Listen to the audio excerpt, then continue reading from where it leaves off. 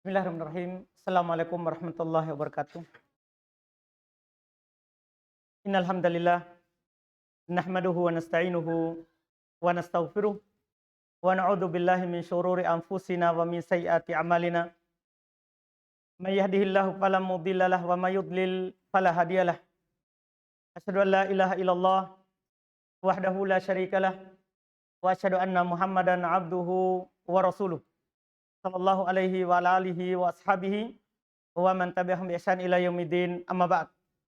Kaum muslimin wal muslimat jamaah salat maghrib rahimani wa rahmakumullah. Alhamdulillah, di malam hari ini kita melanjutkan kajian kitab fikih, yaitu kitab Umdatul Fikhi, fikih dasar, yang ditulis oleh Al-Imam Muwaffaquddin Ibn Qudamah rahimahullahu ta'ala. Kita alhamdulillah masuk di kitabus sholah, kitab tentang sholat. Di hari ini kita akan bahas di pertemuan kita ini terkait dengan bab yang beliau sebutkan setelah bab yang beliau awali dengan penjelasan hukum sholat sebelumnya. Sekarang bab tentang adzan dan iqamat. Kata beliau rahimahullahu ta'ala, babul adzan wal iqamah. Bab adzan dan iqamat. Orang yang sholat, ketika dia mau sholat, ada hal-hal yang harus dia penuhi dan lakukan. Apakah itu hukumnya sunnah atau wajib. Nah, di antara hal yang disyariatkan adalah adzan dan iqamah. Di bab ini beliau akan menjelaskan apa hukum adzan sebelum sholat, serta apa saja lafaz adzan dan lafaz iqamat. Berapa jumlah lafaznya? Berapa jumlah lafaz? Kata beliau rahimahullah, wahuma masyru'an lis shalawatil khams duna ghairiha. Adzan dan iqamat disyariatkan untuk salat 5 waktu, tidak selainnya. Adzan dan iqamat disyariatkan untuk salat 5 waktu saja, tidak disyariatkan selainnya. Pada solat-solat selain solat 5 waktu. Pernyataan beliau ini rahimahullah terkait dengan adzan dan iqamat itu disyariatkan untuk solat 5 waktu. Ini disepakati bahkan di kalangan para ahli fikih, disyariatkannya. Hanya saja mereka berselisih tentang hukumnya. Apakah ini adzan, demikian pula iqamat, wajib atau perkara yang sunnah? Adzan dan iqamah. Artinya kalau kita katakan nanti wajib, berdosa kalau ditinggalkan. Kalau kita katakan sunnah, maka tidak mengapa ditinggalkan, tapi tidak dapat pahala. Para ulama fikih dalam hal ini ada 2 pendapat. Ada yang menyatakan bahwa adzan demikian pula iqamat itu hukumnya adalah sunnah, tidak wajib, tidak diwajibkan. Sebagian ulama lagi, dan ini pendapat merupakan mayoritas ulama rahimahumullah dari ulama fikih, bahwa adzan itu hukumnya wajib. Tapi wajibnya adalah wajib kifayah. Dan ini pendapat yang benarnya. Hukumnya adalah fardu kifayah. Apa artinya fardu kifayah? Itu kalau sudah ada yang melakukannya, tidak berdosa yang lain. Misalnya di Makassar, sudah ada adzan, yang ditegakkan, dikumandangkan di salah satu masjid, maka seluruh masjid yang ada di Makassar ini hukumnya sunnah. Kalau dia tidak adzan, tidak berdosa. Tapi kalau semuanya tidak melakukannya, seluruh kota di kota Makassar ini berdosa. Maka yang disebut oleh para ulama, dia fardu ain bahkan kepada masjid besar, masjid jami. Masjid jami. Kalau dia tidak lakukan, berdosa. Atau kalau tidak ada yang melakukannya, berdosa. Ini yang benarnya, bukan sunnah. Kenapa? Karena ada perintah dari Nabi kita Muhammad sallallahu alaihi wasallam. Dalam hadis yang diriwayatkan oleh Imam Al-Bukhari, demikian pula Imam Muslim. Seorang sahabat yang bernama Malik ibn al-Huwairith radhiyallahu taala anhu. Beliau berkata, "Ataitun Nabiya sallallahu alaihi wasallam fi nafarin min qaumi." Saya pernah datang kepada Nabi sallallahu alaihi wasallam bersama rombongan dari kaumku, satu suku denganku. Fa'aqamna indahu isyrina lailah. Maka kami tinggal belajar di Nabi sallallahu alaihi wasallam 20 hari. 20 hari. Ini yang menunjukkan syariatnya orang datang ke majelis ilmu, belajar. Bahkan nginap kalau memang jauh dari tempat tinggal. Ini sunnah dari para sahabat. Bahkan kata para ulama, ini sunnah para nabi dan Rasulullah. Nabi Musa alaihissalatu wassalam ketika mendengar ada yang lebih berilmu darinya, yaitu Nabi Khidir, walaupun diperselisihkan dia adalah nabi atau orang soleh. Mayoritas bilang Khidir adalah nabi dari Nabi Allah Subhanahu wa taala. Jadi di masa Nabi Musa itu semasa dengan 3 nabi jadinya. Nabi Harun, kemudian Nabi Khidir. Dikatakan oleh Allah Subhanahu wa taala bahwa ada yang lebih berilmu darinya, itu Nabi Khidir. Dia pergi bersafar mendatanginya dan berguru padanya. Padahal dia lebih utama daripada Nabi Khidir. Nabi Khidir cuma diilhamkan, diwahyukan oleh Allah Subhanahu wa taala kepadanya. Sementara Nabi Musa langsung diajak bicara oleh Allah Subhanahu wa taala. Ini menunjukkan kepada kita bahwa tidak mengapa kalau kita tinggi ilmunya belajar kepada orang yang rendah ilmunya. Tidak mengapa, tidak ada senior dalam belajar. Karena sebagian dari kita kalau dibilang ikhwah lama. Iya, atau istilah juga kadang ada ikhwah kibar. Begitu ya. Iya, ikhwah besar. Apanya? Perutnya. Iya. Karena ilmu tidak ada kibar, tidak ada segor. Ini contoh para nabi dan rasul Allah. Nabi Musa datang belajar, bahkan diperselisihkan dia nabi atau orang soleh. Dia datang belajar kepadanya. Ini sunnah para nabi. Dan ini juga dilakukan oleh para sahabat. Mereka pergi 20 hari. Tinggal di Nabi SAW untuk belajar. Iya, kata Malik ibn al-Huwairith, saya datang bersama rombongan kepada Nabi SAW dan tinggal di beliau 20 malam. Wa kana rahiman rafiqan. Adalah Nabi SAW orang yang paling kasih sayang kepada sesama manusia. Dan lembut hatinya. Falamma ro'a syauqana ila ahalina. Tatkala beliau telah melihat bahwa kami telah rindu kepada keluarga. Nabi SAW mengetahui dari keadaan. Ya, ketika Nabi melihat bahwa ini sahabat rombongan yang datang belajar sudah rindu kepada keluarganya, mungkin malu kalau dia katakan kepada Nabi SAW. Maka Nabi katakan kepada mereka, irji'u, pulang kalian kembali.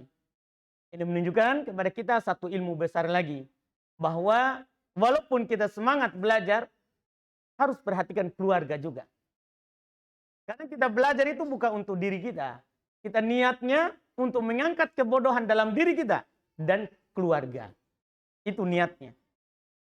Mengangkat kebodohan dalam diri kita dan keluarga kita. Tidak boleh kita katakan, ada Allah. Gimana keluargamu kamu tinggalkan? Ada Allah. Betul. Ada Allah. Apakah Allah langsung turun ke kamu untuk mengajarkan keluargamu? Iya. Kan harus kita tempuh sebab. Kita dulu yang mengajarkan. Kita dulu yang mengajarkan. Lihat ini para sahabat 20 malam datang belajar. Kata Nabi, kembali ke keluarga kalian. Kembali ke keluarga kalian. Kemudian kata Nabi, fakunu fihim wa'allimuhum. Tinggal di tengah mereka dan ajarkan mereka ilmu. Nah, itu yang dikatakan oleh Nabi SAW. Ini faedah besar walaupun bukan dalam bab kita sekarang. Kita judulnya tentang adzan dan qomat. Belum datang masalahnya. Cuma ini pengajaran dari Nabi SAW yang harus kita lakukan. Kalau kita belajar, sampaikan kepada orang. Yang kita pelajari semampu kita. Jangan dipaksa. Semampu kita. Tinggal di tengah mereka dan ajarkan kepada mereka ilmu. Wasollu dan solatlah. Jadi di sini baru solat. Bukan kita pergi sana langsung ajak solat tanpa ada ilmu. Seperti yang dilakukan oleh orang-orang yang besar kesorbannya. Iya. Karena yang penting sholat. Tidak ada ilmu. Pokoknya cari sholat dulu, cari iman. Tidak begitu. Belajar dulu, datang ke dulu 20 malam. Belajar. Kalau sudah ada ilmu, kembali ajarkan ilmu, baru sholat. Di tengah mereka. Fa'idah hadaratis sholat. Ini yang menjadi poin kita. Kalau telah masuk waktu sholat, kata Nabi, falyu'adzin lakum ahadukum. Hendaklah salah seorang dari kalian adzan. Perintah. Tapi salah seorang saja. Ini menunjukkan yang kita katakan tadi. Bahwa adzan adalah apa? Fardu kifayah. Cukup seorang gugur dosa dari yang lain. Gugur dosa dari yang lain. Waliya ummakum akbarukum. Kemudian hendaklah yang menjadi imam di antara kalian adalah yang tuanya. Adalah yang tuanya. Kan sama-sama ini datang belajar. Sama-sama punya ilmu. Maka yang imam adalah yang tua kalau sama punya ilmu. Yang tua umurnya. Ini terkait dengan apa yang kita katakan tadi. Bahwa adzan adalah fardu kifayah. Ini dalilnya. Hadits ini riwayat Imam Al-Bukhari dan Imam Muslim. Dari sahabat Malik ibn Huwairid radhiyallahu ta'ala anhu. Kemudian kata beliau rahimahullah lanjutnya. Lirijal dunan nisa. Ini disyariatkan, diwajibkan fardu kifayah untuk laki-laki, bukan perempuan. Untuk laki-laki, bukan perempuan. Perempuan tidak diwajibkan adzan. Cuman apakah boleh mereka adzan? Itu pertanyaannya. Tidak wajib adzan perempuan. Yang wajib adalah laki-laki. Apakah boleh? Itu pertanyaannya. Kalau ditanya tentang bolehnya, para ulama berselisih pendapat dalam masalah ini. Kalau dalam madhab Hanabilah itu orang-orang yang bermadhab Hambali, pengikut dari Imam Ahmad rahimahullahu ta'ala, mereka mengatakan makruh bagi perempuan adzan. Makruh bagi seorang perempuan atau sekelompok jamaah dari perempuan untuk adzan. Untuk adzan. Ini dari madhab ulama fikih dalam masalah ini. Para ulama yang lain lagi, mereka mengatakan boleh. Tidak makruh, tapi hukumnya boleh. Dengan syarat, dia tidak meninggikan suaranya. Dengan syarat, dia tidak meninggikan suaranya. Kenapa? Karena suaranya perempuan itu ketika ada orang yang mendengarkannya apalagi dia lakukan, itu akan membuat fitnah. Terfitnah orang-orang yang punya penyakit di dalam hatinya. Di dalam hatinya. Jadi adzan biasa cukup untuk didengar oleh sesamanya. Di tengah-tengahnya. Bukan untuk diperdengarkan oleh orang banyak. Oleh orang banyak. Kenapa kita mengatakan boleh? Dan ini yang benarnya di dalam madhab ulama fikih boleh hukumnya. Kenapa bilang boleh? Karena syariat umum. laki-laki dan perempuan. Tidak ada dalil yang melarang perempuan adzan. Tidak ada. Cuman kita syaratkan tidak boleh dia mengangkat suaranya dan melakukannya. Kenapa? Karena suara perempuan itu adalah fitnah untuk laki-laki yang mendengarnya. Sebagaimana kalau dia menampakkan kecantikannya, wajahnya, itu akan membuat fitnah di laki-laki. Oleh karena itu kata Nabi SAW, al-mar'atu aurat. Perempuan itu aurat. Apalagi kalau dia keluar. Apalagi kalau dia keluar. Kata Nabi melanjutkannya, idza kharajat istasyrafaha syaitan. Apabila dia keluar, maka akan dipercantik, diperindah oleh syaitan. Jadi kalau suaranya keluar, akan diperindah oleh syaitan. Sehingga kata Allah Subhanahu wa taala, fayatma alladzi fi qalbihi marad, akan tamak, terfitnah orang-orang yang di dalam hatinya ada penyakit. Penyakit di sini maksudnya adalah penyakit syahwat. Penyakit syahwat. Makanya jangan dia rendahkan atau haluskan suaranya ketika adzan. Walaupun yang amannya kalau dia tidak adzan itu lebih hati-hati. Karena hukumnya ini hanya fardu kifayah. Kalau sudah ada masjid di perempuan, kalau mereka mau sholat berjamaah cukup qomat. Cukup apa? Iqomat saja. Tidak perlu adzan. Ini kata beliau rahimahullah ta'ala terkait dengan hukumnya. Kemudian kata beliau, wal adzan khamsa asyarata kalimatan. Sekarang beliau masuk dalam menjelaskan berapa jumlah lafaz adzan. Kata beliau rahimahullah, adzan itu ada 15 kalimat isinya. La tarji'a fi. Ini kalau tidak ada tarji di dalamnya. Sebentar kita akan jelaskan apa itu tarji. Jadi ada 15 lafaz. Semua mungkin kita hafal karena sering kita dengar. Ada 15 lafaz. Kalau kita hitung Allahu Akbar, itu dihitung satu. Allahu Akbar. Allahu Akbar. Allahu Akbar. Asyhadu an la ilaha illallah. Asyhadu an la ilaha illallah. Asyhadu anna Muhammadar Rasulullah. Asyhadu anna Muhammadar Rasulullah. Hayya 'alas shalah. Hayya 'alas shalah. 10 sudah. Hayya 'alal falah. Hayya 'alal falah. Allahu Akbar. Allahu Akbar. La ilaha illallah. 15. Ini lafaz adzan. Duna la tarji'a fi. Ini kalau tidak ditarji. Karena adzan itu ada dua bentuk. Pertama itu tadi, yang biasa kita dengar di negeri kita ini, seperti itu.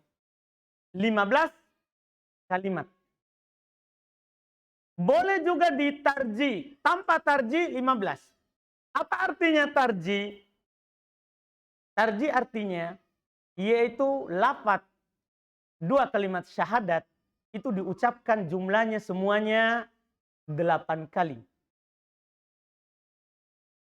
Tahu 8 kali? Lafaz asyhadu an la ilaha illallah 2 kali kan? Asyhadu anna Muhammadar Rasulullah berapa kali? 2 kali. Kemudian disunahkan untuk ditarji, diulang lagi 4 kali. Maksudnya syahadat yang pertama 2 kali lagi, syahadat yang kedua 2 kali lagi. Sebelum kita contohkan, sebutkan lafadznya, ini dua-duanya disyariatkan. Lafaz yang biasa kita dengar, itu lafaz adzannya Bilal. Adzannya penduduk Madinah. Adzannya Bilal. Lafaz yang kedua, adzannya yang ada tarjinya. Sebentar kita akan sebutkan contohnya. Itu adzannya Abi Mahdhurah, penduduk Makkah. Walaupun sekarang sudah sama, dulu awalnya beda. Dan memang dua-duanya boleh disyariatkan. Bagaimana caranya? Sama dengan adzan yang pertama. Cuman sebelum kita lafaz asyhadu an la ilaha illallah dengan suara yang panjang, yang keras, dikecilkan dulu awalnya. Asyhadu an la ilaha illallah. asyhadu an la ilaha illallah, asyhadu anna Muhammadar Rasulullah, asyhadu anna Muhammadar Rasulullah. 4 kali itu baru asyhadu an la ilaha illallah. Itu yang dipanjangkan, dikeraskan. Jadi kalau kita hitung, tadi berapa tadi? 15. Ditambah 4, berapa semuanya? Hah? Berapa? 19 semuanya. Ini adzan boleh, walaupun di negeri kita ini jarang seperti itu. Iya, kalau kita di pesantren, alhamdulillah biasa lakukan. Kalau kita di pesantren, iya. Kalau di awam mungkin akan heran karena jarang didengar untuk masa kita sekarang ini. Walaupun dua-duanya apa? Adzan yang disyariatkan. Adzan disyariatkan. Kita yang kita pakai adalah adzannya Bilal, penduduk Madinah. Penduduk Madinah. Iya, ini terkait dengan bilangan adzan. Wal iqamah. Ini terakhir untuk pertemuan kita kali ini, karena setelahnya akan kita bicarakan syarat dan ketentuan bagi muadzin. Sekarang wal iqamah, sementara qomat ihda asyarota kalimatan. Dia hanya 11 kalimat. Jadi kalau adzan tanpa tarji ada 15. Sementara iqamat hanya ada 11 kalimat. Tidak ada bedanya, semuanya seperti yang kita dengar biasa. Itu kalau kita hitung jumlahnya ada berapa? 11. Itu Allahu Akbar, Allahu Akbar. Asyhadu an la ilaha illallah. Asyhadu anna Muhammadar Rasulullah. Hayyalas shalah, terus hayyalal falah. Qad qamatis shalah, qad qamatis shalah. Allahu Akbar, Allahu Akbar. La ilaha illallah. Bedanya antara adzan dan qomat, kalau adzan diperintahkan untuk yashfa, genap, dua-dua. Sementara qomat, witir, satu-satu, kecuali qad qamatis shalah, qad qamatis shalah. Kalau itu tidak diulang, berarti semuanya 10. Tapi karena diulang, maka jumlah semuanya adalah apa? 11. Itu ada dalilnya. Nabi SAW dikatakan dalam hadis Anas, Umiru Bilal ayyashfa'al adhan wa yutir al-iqamah. Bilal disuruh, diperintahkan oleh Nabi SAW untuk melafadzkan adzan semuanya genap dan melafadzkan qomat dalam keadaan ganjil. Kecuali al-hayy alatain. Yaitu kata qad qamatis shalah, qad qamatis shalah. Itu diulang 2 kali dalam iqamat. Mungkin bisa kita pahami. Ini kalau qomat tidak ada bedanya antara penduduk Madinah dan penduduk Makkah. Seperti yang kita dengar keumumannya. Itu alhamdulillah. Berikutnya mungkin kita akhirkan supaya satu kali kita bicarakan terkait dengan si muadzin, orang yang adzan. Siapa mereka? Apa ketentuannya yang disunahkan kepadanya? Ini kita akhirkan saja supaya bersambung pembahasannya. Alhamdulillah. Kita masuk di tanya jawab. Alhamdulillah.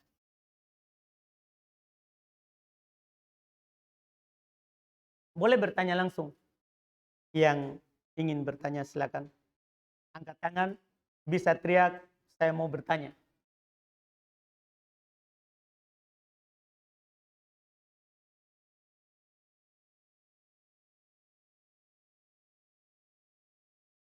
Katanya di sini ada pertanyaan, apakah betul ada hadis yang menyatakan tidur adalah saudaranya kematian?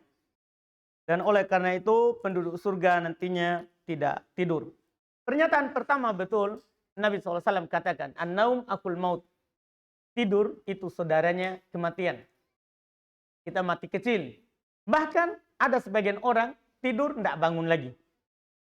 Karena saat tidur ruh keluar. Ada yang tidak kembali dan ada yang kembali. ketika kita tidur. Disebutkan dalam Al-Quran bahwa ruh kita keluar saat tidur. Ada yang kembali dan ada yang tidak kembali. Maksudnya meninggal langsung ketika tidur. Ini tidur adalah saudaranya kematian. Oleh karena itu penduduk surga nantinya tidak tidur. Wallahualam kalau penduduk surga. Karena penduduk surga itu apa saja yang dia inginkan ada. Kalau dia mau tidur, dia akan tidur. Iya. Kalau dia mau tidur, dia akan tidur. Karena dalam surga apapun yang diinginkan itu akan didapatkan. Itu akan didapatkan. Bisa dilakukan wallahualam.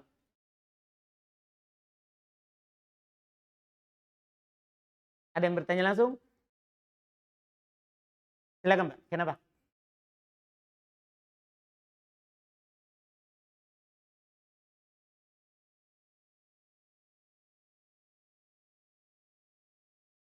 Baik. Katanya dia belum pernah dengar pernyataan ikatlah ilmu dengan tulisan. Itu kata Nabi SAW. Qayyidil ilm bil kitabah. Ikatlah ilmu itu dengan menulisnya. Nah, sekarang bagaimana cara menulisnya tergantung kita sebenarnya. Karena tidak semua orang bisa mendengarkan sambil menulis. Itu perlu dibiasakan. Sebagian orang kalau dia menulis luput yang dia mau dengar. Karena memang ya tidak ada seorang pun dari kita yang memiliki dua hati. Hanya satu saja yang bisa kita konsen di dalamnya. Tapi bisa dibiasakan. Sambil kita tulis, sambil kita fokus, mendengar. Perlu latihan. Nah, untuk tahap awal kalau kita tidak bisa, untuk menulis sambil mendengar, mendengar saja dulu, tidak apa-apa. Karena apa yang kita dengar itu akan teringat kalau ada kasus yang sama. Ada kasus yang sama nanti. Walaupun kita tidak hafal, tapi kalau pernah terjadi dalam hidup kita, yang pernah kita dengar akan kita ingat. Tapi kalau ada kejadian yang kita hadapi. Jadi untuk tahap awal, kalau kita tidak mampu untuk sambil menulis dan mendengar, mendengar saja dulu. Itu yang dilakukan oleh para ulama dan bahkan itu yang dilakukan oleh para sahabat juga. Para sahabat Nabi SAW ada yang mendengar saja dan ada yang menulis. Ada yang mendengar dan ada yang menulis. Tidak semuanya menulis. Para ulama berikutnya juga, para sahabat, muridnya para sahabat, murid-muridnya juga setelahnya, begitu juga. Begitu juga yang mereka lakukan. Bahkan kadang kita lihat biografinya Imam Bukhari, belum di majelis as-sama, majelis mendengarkan hadis, belum tidak tulis. Nanti belum tulis saat berpindah dari satu guru ke guru berikutnya. Iya. Belum tulis setelahnya. Belum tulis setelahnya. Ini maksudnya apa? Ya, kita konsentrasi mendengar itu sudah bagus. Kalau tidak bisa digabungkan dengan menulis. Tapi kalau kita bisa, dan itu perlu dilatih, tidak apa-apa. Itu bagus. Kita untuk menulisnya. Iya, itu untuk menulisnya. Kalau metodenya yang bagus, sebenarnya tergantung orang masing-masing. Tergantung orang masing-masing. Karena setiap kita ada kelebihan di satu sisi, ada kekurangan di sisi lain. Nah, kita sendiri yang tahu ini, kita manfaatkan apa yang bisa kita lakukan. Bisa awal-awal kita coba. Kalau kita menulis, malah kita lewat apa yang dijelaskan, dengar saja dulu. Mendengar saja dulu, sambil dilatih. Sambil dilatih. Itu wallahualam.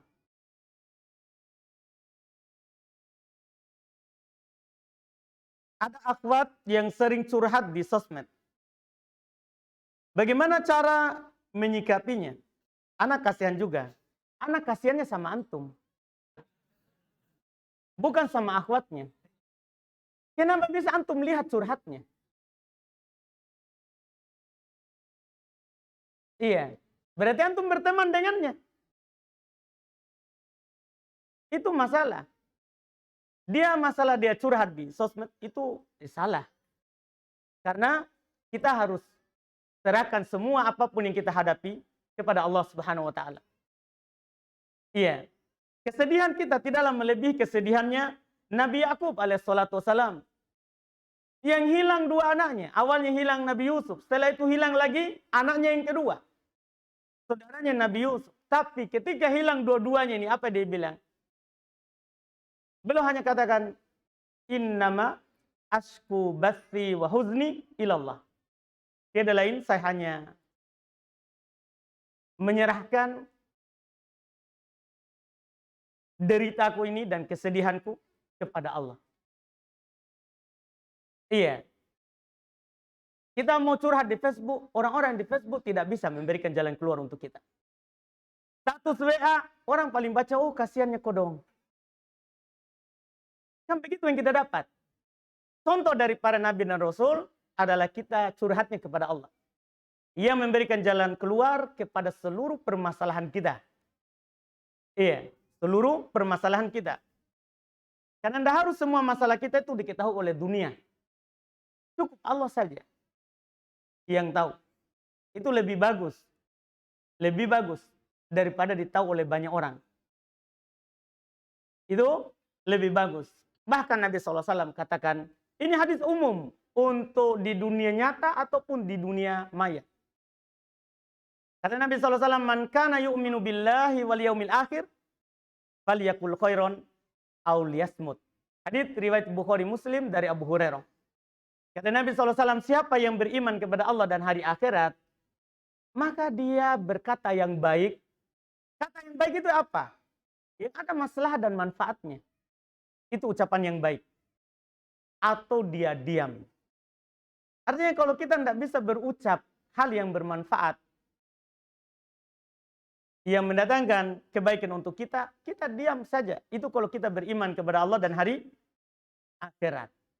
Hari akhirat. Jadi masalah akhwat yang curhat, ya perbaiki. Kita jangan curhat di sosmed. Masalah ikhwah yang melihatnya ini yang masalah. Saya juga kasihan. Iya, hapus pertemanan dengan akhwat. Karena hati antum lemah.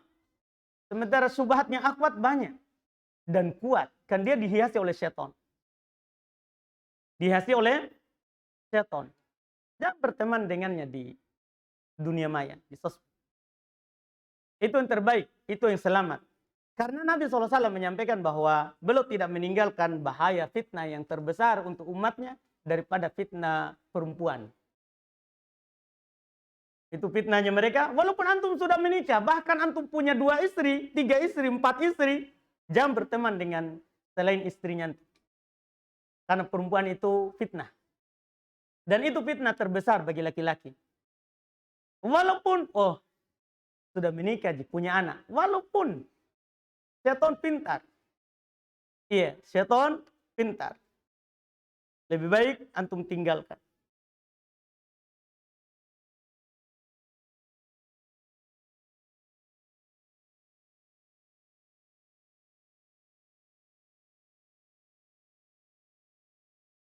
Baik, katanya dalam masalah adzan, kita panjang pendeknya pakai sesuai panjang suara atau pakai harokat. Atau pakai harokat. Pertama sebenarnya, karena ini adalah lafaz adzan, bukan Quran, ada yang menyatakan tidak. Tidak perlu sesuai dengan hukum tajwid. Paling panjang 6 harokat.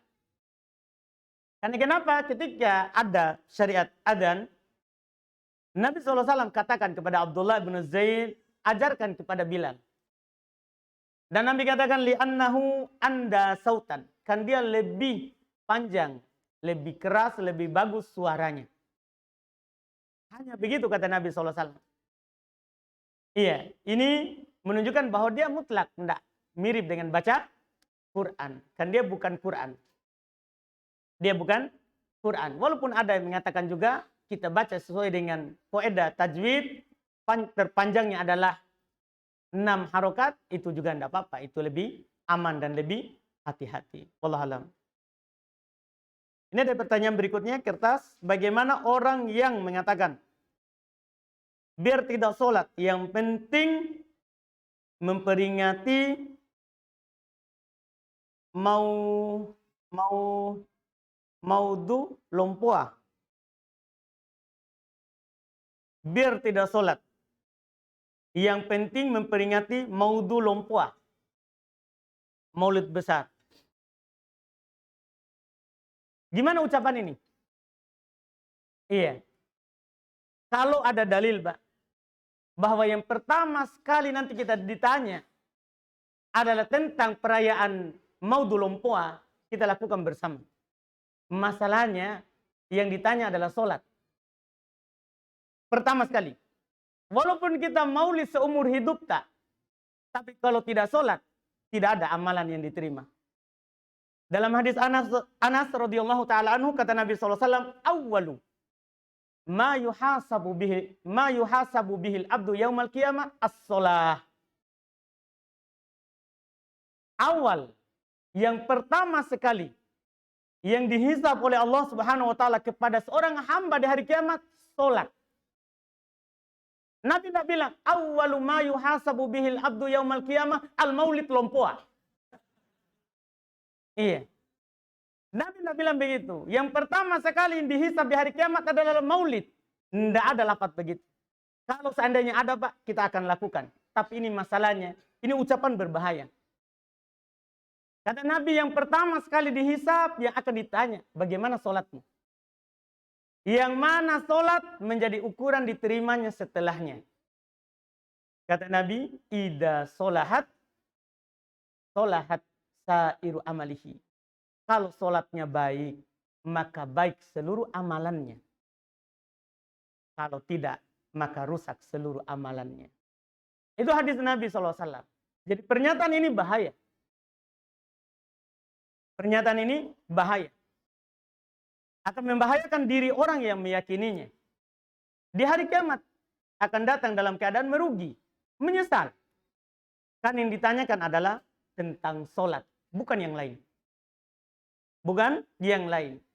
Karena sholat ini, kalau kita menjaganya, wajib surga. Tapi kalau kita tidak menjaganya, maka neraka. Apa dalilnya?